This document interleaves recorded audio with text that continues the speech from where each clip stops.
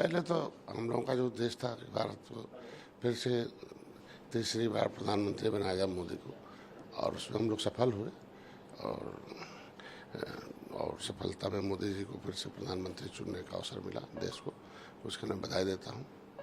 और हार जीत जो है वो राजनीति का हिस्सा है, और समीक्षा किया जाएगा उस पर। भारतीय जनता पार्टी बड़ी पार्टी, उसके साथ बैठा जाएगा और कुछ न कुछ हमें लगता है कि जो विपक्षियों ने जो अपने हिसाब से मुद्दे बनाए थे उसको उन लोगों ने कैश कराया, और हम लोग काम तो किए थे लेकिन काम को समझाने में हमको लगता है कि उतनी कामयाबी नहीं मिली। हमको लगता है उस पर बैठ के विचार होगा, देखा जाएगा, जो कमियां रहेंगी उससे सुधार किया जाएगा और आगे फिर हम लोग आगे की सीटें फिर से जीतेंगे।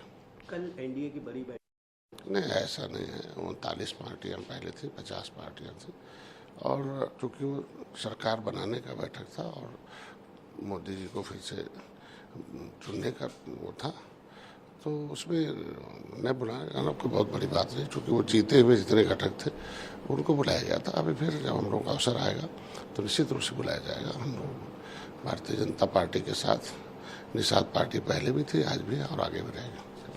अयोध्या की अगर बात करें, मैंने बता दिया ना कि हम लोग अपनी बातों को, अपने उसको, चूँकि विपक्ष ने जो नैरेटिव सेट किया था तो उस पर वो जो संविधान मुद्दे हैं और जो भी रहा वो लास्ट आवर में कुछ उसको है, लेकिन मैंने बताया ना कि हम लोग उसको, इस बात को समझाने में हम लोग सफलता नहीं प्राप्त कर पाए कि सब गलत बोल रहे हैं, झूठ बोल रहे हैं।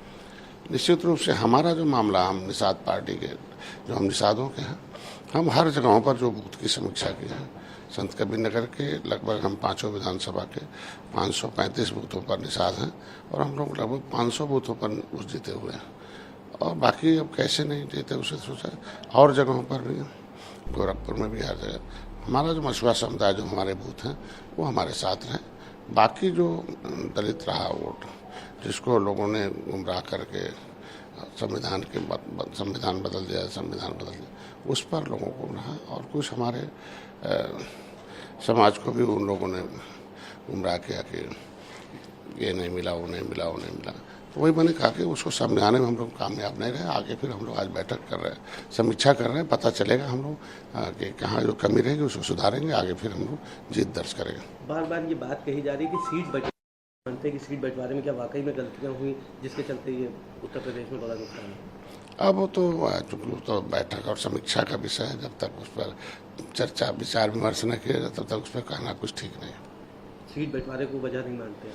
अभी तक तो वो वजह नहीं है। जो वजह ये है कि हम लोगों ने काम बहुत किया था लेकिन वो समझाने में हम लोग नाकामयाब रहे। उत्तर प्रदेश के मंत्री हैं सुरेश खन्ना जी या अन्य कई मंत्री, जिन्होंने ये बात कही कि घमंड आ गया था या इस तरह की चीज़ें कही। थोड़ा सा ये था कि लोगों के अंदर आया कि हम जो अति उत्साह जो होता है ना, अति उत्साह होता है, और या जो मैसेज था कि नहीं सारे हम जीत रहे हैं, तो जीतने के उसमें रहे कुछ लोग सुस्त हो गए कि भाई वो तो जीत ही रहे हैं, सब सीट जीत रहे हैं तो एक नहीं जीतेंगे।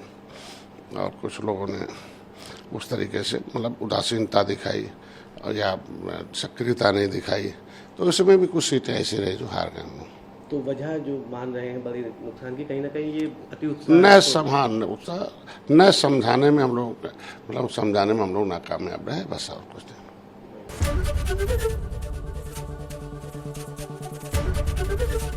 एबीपी गंगा, खबर आपकी, जुबान आपकी।